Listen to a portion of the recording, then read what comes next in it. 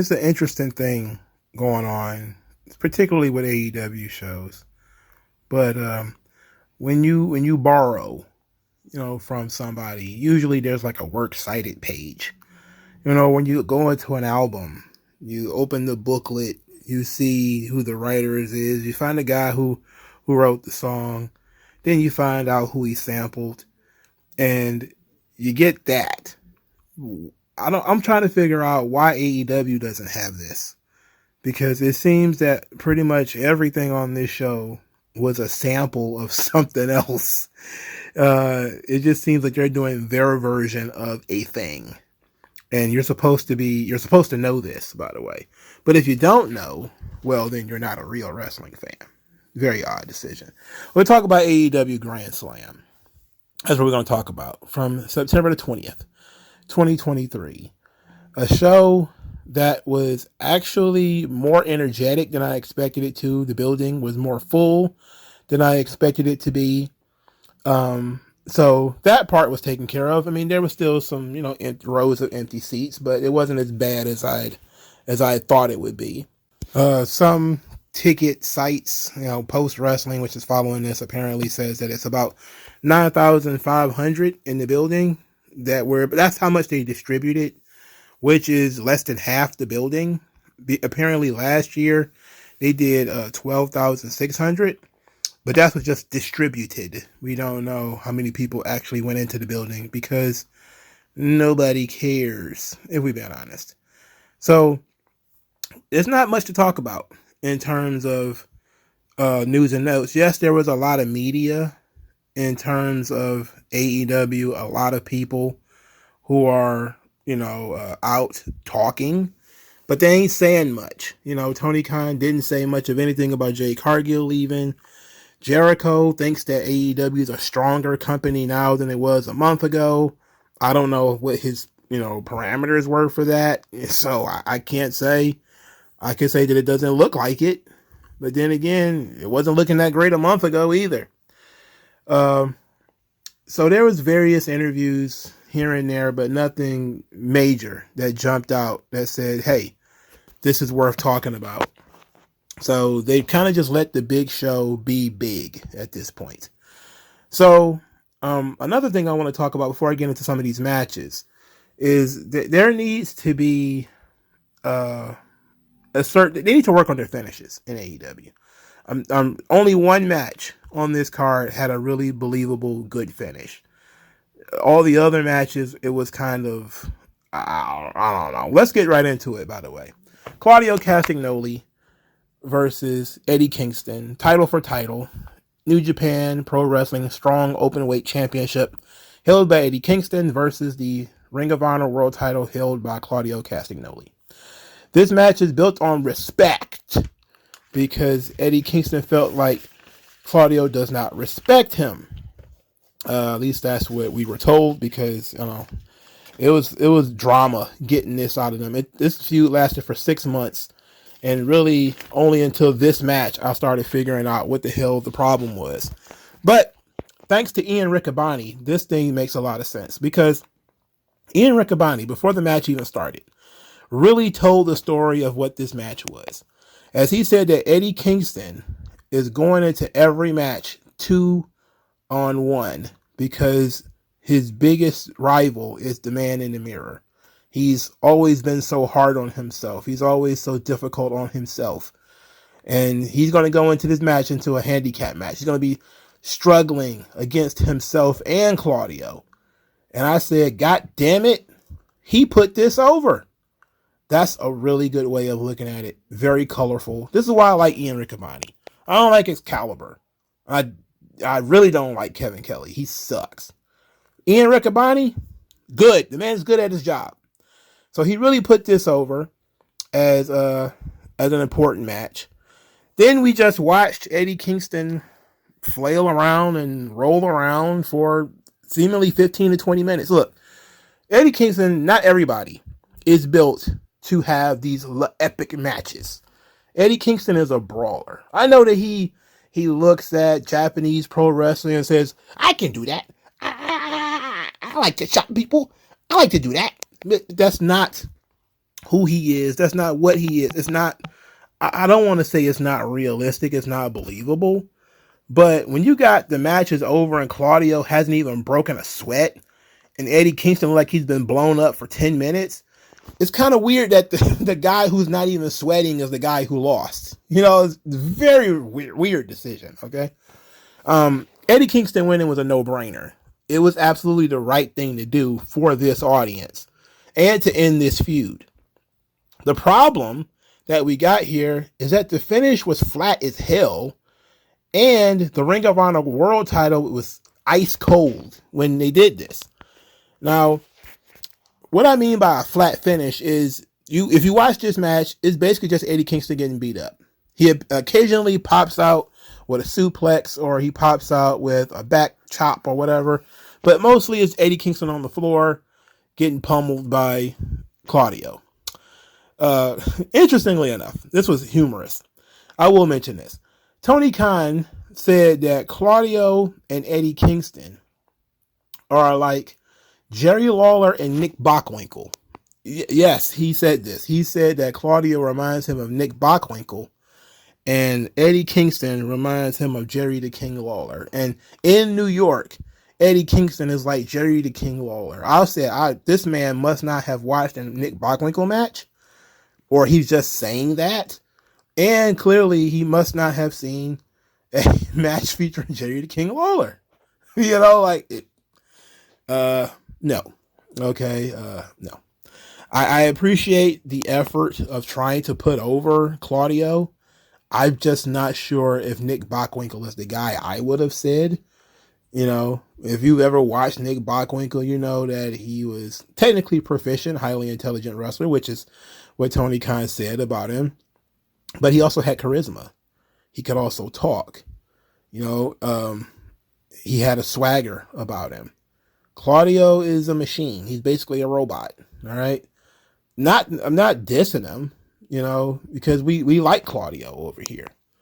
But we call a spade a spade. The guy is not Mr. Personality. All right. While Nick Bockwinkel actually did have a personality. So that's already off. When it comes to Jerry the King Lawler and Eddie Kingston, I guess you could say being a hometown hero, but I wouldn't necessarily go Jerry Lawler. You know, Jerry Lawler is the king of Memphis. You know, like he was synonymous with wrestling in Memphis for years and years and years and years and years, and to this day. You know, I think 99% of New York don't know Eddie Kingston exists. And look, it's not Eddie Kingston's fault. You know, it's just that the wrestling is far more niche in New York than it is in Memphis in the 70s and the 80s, you know? But I'm not the one who made the comparison. You know, Tony Khan made the comparison. So I don't know. I don't know if I would go that far. I just thought it was humorous. That being said, the finish of this match being a simple power bomb, it made me laugh because, you know, Claudio could have rolled out of that power bomb with ease. You would have thought, and I was going this direction when I was talking about it earlier. I guess kind of got distracted with the whole Tony Khan, Nick Bockwinkel thing. But if you would think a guy like Eddie Kingston with his look would be a scrapper, you know, fist to the forehead, tough as nails, you know, beat you to death with his hands and feet kind of wrestler. And he kind of tries to approach that, but he also tries to do this pseudo Japanese shit.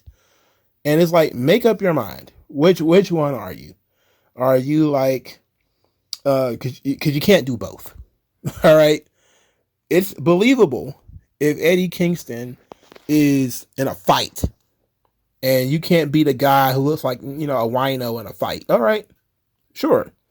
But if this is going to look like an athletic contest, then the guy who looks more athletic, the guy who looks more primed to be in an athletic contest probably should win.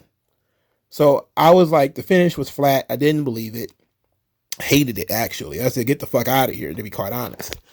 And I saw, you know, Eddie Kingston. I saw a lot of people on the internet, as usual, hyping up Eddie Kingston. Oh, 3 years ago, he was going to retire. Now he's a world champion. And I'm like, this is a Tommy Dreamer ass title run. You know, the company's already dead. It's a zombie company. Nobody really cares that he has this belt. It's got a good reaction for sure because he's in his hometown. Good reaction. But now what? You have to now do something next week. Now Eddie Kingston is the king of the B show. Well, not even the B show, it's more like the F show because we already have an A, B, and C show. So he's the king of the D show. And that's fine because, I mean, it's better than what he was. But it's not like Claudio was tearing the world up as world champion. And then Eddie Kingston was the toughest nails opponent who overwhelmed him and won. It was more like everybody knew that we were going to do something and Claudio was going to lose. And that's what happened.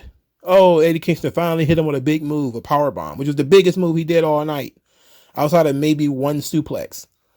And I was like, man, get out of here. Is you trying to tell me that Claudio can't kick out of a powerbomb? Okay. Guy got muscles everywhere. He can't kick out of a powerbomb. Especially when you look at the main event. Claudio can't kick out of a powerbomb. Okay, never mind. Doesn't matter. Eddie Kingston winning was the right move. Then we go to my favorite part of the show. Adam. Your boy Roderick Strong is in a hospital bed. He's in a hospital bed with Matt Taven and Mike by God Bennett, right, sitting right next to him. They reading him letters about his neck health awareness, which is absolutely hilarious. Adam Cole comes into the shot. He's wearing a t-shirt. I mean, he just looks like he just got out of bed. It's very weird. He's like he went to the store. He go to the grocery store or something like that. He's not like he's going to check on his friend. Anyway, Adam, he says, Adam, I can't see you. And Adam Cole is like, open your eyes. He's like, Adam, you really came. So the Kingdom teased that they're going to go become number one contenders so they can wrestle better than you, baby. They teased Adam Cole a little bit. Then Adam Cole says, I just came to check on you, but I got to go be in MJF's corner for this big match that he's got. And then Roderick Strong, what about me? I thought you cared about my neck health. And he was like, I'll be right back, and yada, yada, yada. And this was good. And then he clicked the little button to sit up in the bed, and he made this obnoxious noise. Like, and then he was like, go, Adam. Just go. It's been real dramatic. I tell you what, I never thought I'd see today where Roderick Strong is more entertaining than 90% of the show. I never thought I'd say that, but goddamn it, we're here. Roderick Strong killed it. He's doing a phenomenal job here. He's doing real good. I love this segment. It was very good. Christian, he cut a promo, says that he's bored of Darby Allin, but he's going to finish this thing with Darby Allin and Sting on Rampage. I raised my eyebrows because I thought that match was going to be on this show, but apparently not. They decided that Claudio Castagnoli and Eddie Kingston needed 20 minutes. It didn't, but they decided it should have been that way. Then Christian decided he was going to challenge Darby Allin to a triple threat match between him and Luchasaurus for the TNT title, which he slipped and called a handicap match. He also slipped and called himself the champion. So, Christian, Darby Allin, Luchasaurus for the title. So this is an opportunity for Luchasaurus to lose the belt without losing. It would be smart for Christian to win the title and for him to now officially be the TNT champion. But it's also an opportunity for Darby Allin to pin Christian and win the title without beating Luchasaurus. So it's going to be an interesting thing that they're doing here. I don't know why Christian would voluntarily give Darby Allin this title match, but he decided he's going to do it. So, I mean, it is what it is. Next, Chris Jericho versus Sammy Guevara. Sammy Guevara comes out in a Jericho light up jacket. He also gets wrapped to the ring by the guy who does his theme song. I booed the guy who does his theme song, and the crowd did not care. The crowd did not pop for him. They didn't. There was no crowd participation for the guy. Nothing. And I felt bad for him because I was like, damn, they've been hearing this song for 3 years now, and nobody knows the words to it. Nobody cares about it. There's no clapping. There's no, yay, strange, dude, what are you doing, sir? Nothing. So Jericho and Sammy Guevara proceed to go out there and botch some stuff. I mean, it wasn't an awful match, but it wasn't great either. Once they hit their Le Sex Gods spot where they did their tag team pose, I was like, oh my God. I knew we was in for it. But this match, I say, was saved by the finish. As botched as the finish was, it was saved by the finish. Now, Sammy Guevara ends up hitting his move, the go to sleep or whatever he calls it. And then he started to sell, and it was completely and totally unnatural because it took him forever to get to the top rope, literally forever. And then he gets the move. He does a shooting star press, which Jericho counters into the code breaker and gets the pin. Good finish in terms of what they were trying to do. Very creative. It wasn't hit perfectly, but the sentiment was there, The sentiment of it was that Jericho was going to counter the code breaker into counter the shooting star press into a code breaker, and that would be the pin. That was perfect. Very good job. No, it didn't turn out the way that they wanted it to, but it was still good. Then, after the match, they embrace, they hug, because every fucking match on this show ends in hugging and handshakes and, everybody going out for milkshakes and everything. Everybody's best friends. And then, because Shawn Michaels' name was mentioned earlier in the night, as soon as they hugged, I was like, they're about to do WrestleMania 19. And sure as shit ain't sugar. Sammy Guevara kicked Chris Jericho in the nuts. Jericho slid down Sammy Guevara's body, and he got pushed to the floor. Just like Jericho did to Shawn at WrestleMania 19, because you remember that, and I remember that. It's a member berry. And then we get something actually fresh, because Don Callis comes ringside, and Sammy Guevara leaves with Don Callis. Okay, why didn't Don Callis help him win this match? That's the obvious question, isn't it? If you two were working together the whole time, why did Don Callis wait until you lost to come out there? Why not him come out there from the beginning? I don't know. I don't know. I'm just asking questions, I'm just talking to you. Don Callis teaming up with Sammy Guevara, I'm fine with that. Sammy Guevara needs a voice. He needs somebody to be with him. Don Callis can really get heat. I think he's a phenomenal heel. We'll see if he can help Sammy Guevara, but because Sammy Guevara needs the help. Later on, we see Sammy Guevara and Daniel Garcia get into it in the hallway. They looked like they were about to fight before Don Callis got between them and said, no, this kid's money. So he's recruited Sammy Guevara. He's going to try to recruit Daniel Garcia. And it seems like Daniel Garcia might actually stay with Jericho, or at least be friendly with Jericho, maybe.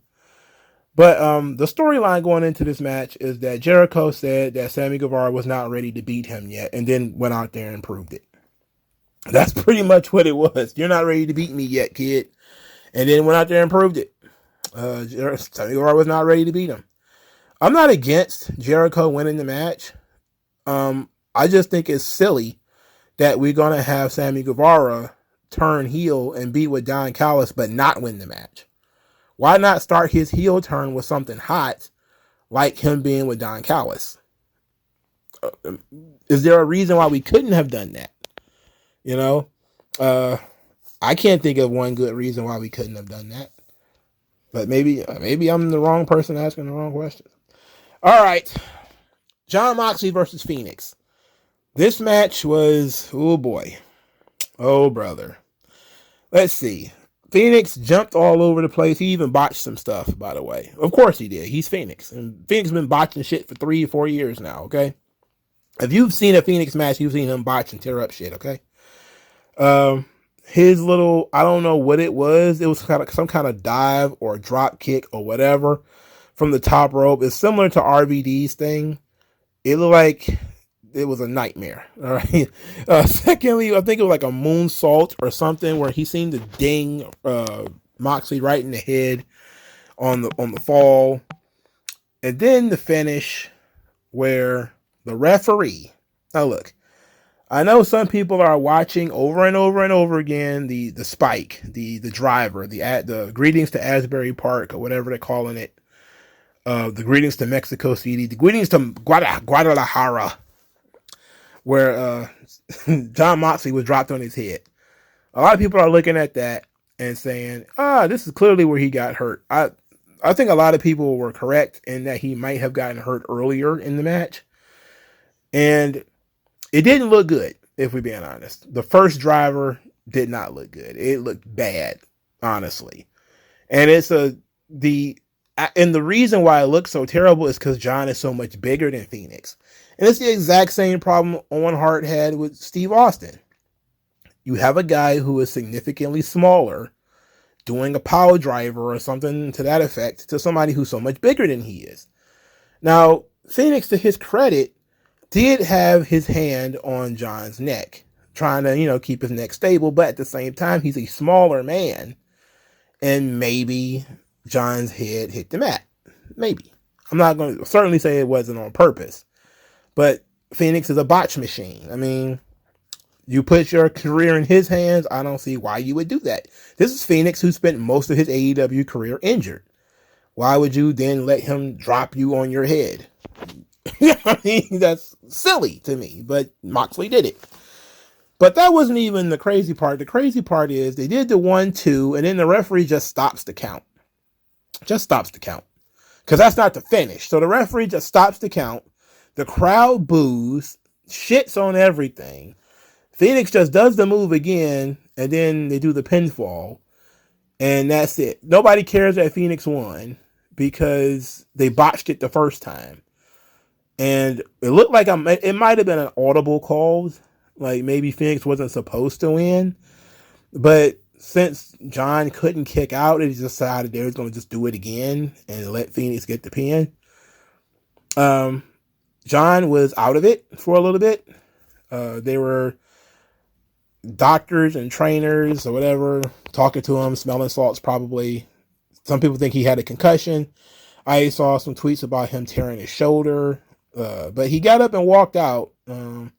So it might have been he was dazed and confused and maybe got a stinger or something. Hopefully it's not too bad. They were camped out outside of his trailer. Like, oh my God, is he alive? I was like, well, I hope so. I think everybody better hope he's still alive. But look, Fenix is a champion now. A Mexican has finally won something in AEW. This is fine. Clearly this did not seem like it was the plan from the beginning. It felt like Fenix was not supposed to win this match, but since he did, we got what we got. I'm not going to complain about that. I will say that the referees need to learn to just count. And if the guys don't kick out, then they don't kick out. This is what WWE has done for a long time. If a guy is stunned or unconscious, there's no reason for you to wait for him to kick out. There's no reason for you to botch the finish because, oh my God, what if I count to 3 and all of a sudden fucking Tegan Knox is now the women's champion because Becky Lynch forgot to kick out. Well, that's Becky's fault, all right? It's up to you to not expose the business. You're the referee, okay? You can't change the finish of the match and then maintain that the match is legitimate. You can't do that. The moment you don't count 3 or you see somebody tapping out and you don't call the submission, you lose credibility and people lose immersion in the match. Breaking immersion in the match should be one of the cardinal sins. We know what the rules are. All right. We know what's going on. Let it happen. If Tony Khan pisses all over you for it, like, look, the guy didn't kick out. What do you want me to do? And then, if he's hurt legitimately, and then he doesn't kick out, what are you going to do? If he's not going to get up and do it all over again, or if he can't get up, how are you going to finish the fucking match? So you better be better off just letting the guy lay there and get pinned, especially if he's knocked out, stunned, got a concussion, tore his elbow or whatever the case, and he just doesn't kick out. Just let it happen. Then clear it up backstage. They can do a rematch. It'll be okay. It'll work. There'll be tomorrow. There'll be next week. But, the referee really blew this joint. Fenix, again, botch machine. It is what it is. I hope it's not serious. John Moxley walked out under his own power. So clearly it wasn't nothing that required a stretcher. So it's not like he's got a broken neck or anything. It might have been a stinger. Might have been a concussion. Might just been he was confused. Who knows? All right. Next, we got Toni Storm versus Saraya for the Women's Championship. Toni Storm now has her own entrance, which is a period piece in terms of theme music. The black and white entrance, I liked it. They didn't refer to her as the illustrious Toni Storm, which I did not like. Use her nickname, please. Saraya worked heel here. She kept smacking Toni in the face, yelling at her that she needed her. You need me, you stupid cow.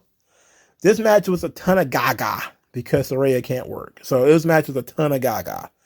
Ruby interfering, Toni beating Ruby with a shoe, the spray can shenanigans, a bunch of stuff. At one point, Toni Storm kissed Saraya in the mouth, surprised her with a power driver, and still only got a 2 count. Very weird. Because, Saraya has like a surgically repaired neck and shouldn't really be taking power drivers. And seemed like a natural finish to this match. Now, in terms of story, it's not time for Toni Storm to win the title yet. So her not winning was actually good. But Saraya winning the match, whatever. But Toni Storm not winning is actually the story here. Because now she can continue her descent into madness. So that's fine. The problem here is this match was no good. It was a lot of gaga because Saraya can't work. It's just, she's limited. I don't think is it her fault? Yes. She still wants to wrestle and she can't do that much. And I really wouldn't trust her upper body strength if I was you. I wouldn't trust it. All right, a lot of people were buzzing because they were like, oh my God, Mercedes Moné is going to pop up on this show. And it didn't happen. Look, you can't take a chunk out of Tony Khan for not delivering something that you headcanoned. That's one thing I'm not going to do. I'm not going to say that Tony Khan dropped the ball or anything like that for not having Mercedes or Edge or whatever on this show. It's like he didn't promise any of those fucking people. You created that stuff in your mind. It's not up to him to play Santa Claus, all right? If they ain't there, they ain't there. Maybe next time, brother. All right. So the main event of the evening, Samoa Joe, MJF, AEW World Title. Earlier in the night, MJF said he held a grudge against Samoa Joe for 8 years and said that he tried to take everything from him. First his world title, then his best friend. He's going to choke out Samoa Joe. Then Samoa Joe cut a promo, said tonight is the night of consequences. He's going to finish what he tried to 8 years ago, and he's going to take it away. He's going to start with his world title. Now, this match pissed me off. Why? Because apparently MJF is 5'5" and fucking immortal. The amount of Looney Tunes violence that we got in this match that MJF continued to kick out of. For starters, he came into the match injured. For a guy with an significant weight and height disadvantage, that's a good reason to lose. I mean, you already come in with a bad neck. Then Samoa Joe gave him a Death Valley driver on the ring apron, a Uranagi through a table, a power driver on the exposed floor, and a muscle buster, and couldn't beat him. Well, goddamn, do we need buckshot all of a sudden? Do we need a cannon? What do we need to beat this 5'5" guy? Like, this is ridiculous. why is there such? You didn't need to do half this. All right, if he just kicked out of the Muscle Buster, that'd have been fine with me. You know, he's a world champion. You want to push that? Okay, fine. But once you stack all of this on stuff on top of, oh, he already started the match with a bad neck. All right, now you're telling me he's fucking immortal and you can't beat him. And it really devalues Samoa Joe. Because he did all this shit and still managed to lose. It doesn't make sense, man. It's just not believable. Anyway, Adam Cole apparently hurt himself running to the ring to help MJF. I don't see how he managed to do that, but Adam Cole, I don't know. It just is what it is. MJF ended up strangling Samoa Joe with a chain or a rope of some description, and the referee stopped the match. As Samoa Joe was in a rear naked choke. So Samoa Joe loses. I'm fine with Samoa Joe not winning. I'm not fine with this being an anime fight scene where this guy's got plot armor, or this is like some kind of Looney Tunes Force power scheme where you can stretch him, bend him, blow him in half, and he's still alive. You know, he's like Daffy Duck. You blow his bill to the back of his head, and somehow he's still talking and alive. I'm like, get the fuck out of here, man. Just be realistic, for Christ's sake. You know, like, be realistic, please. Anyway, after the match, Samoa Joe and MJF shook hands because Ring of Honor. Everybody's shaking hands here. Yes, I just dropped you on your head on the floor. Yes, I just threw you through a table. Absolutely, I just got strangled by you with a chain. But we're all good. We're square now, I guess. What? Look, I hope this show does monster numbers. I hope they do like a million viewers. Because if they don't, they literally have not left you with much to be excited for next week. If you are interested in Sammy Guevara and Chris Jericho's angle, that continues next week. But pretty much everything else is over. No Samoa Joe and MJF anymore. Now it's back to MJF doing his buddy cop thing with Adam Cole, which people are liking, so that's fine. And pretty much everything else is doused off. You know, probably won't see Moxley for a while. Claudio's been dethroned. I guess you got to try to push Eddie Kingston and see what you can get out of that. So we're in a tough situation. But I will say this. The show was well booked. And I don't mean by well booked in terms of the results. I'm saying like before the show. A series of singles matches, all of whom had storylines going into it. That was a positive. But the results, specifically the finishes and some of the work, definitely needed, work. But overall, I was bored halfway through the show. Like Fenix and Moxley bored the hell out of me. But I wouldn't say it was one of the worst Dynamites ever. It was okay. Let me know what you guys think, and I'll talk to you guys later. MagMongoSlade. Best house I ever drew, Daddy.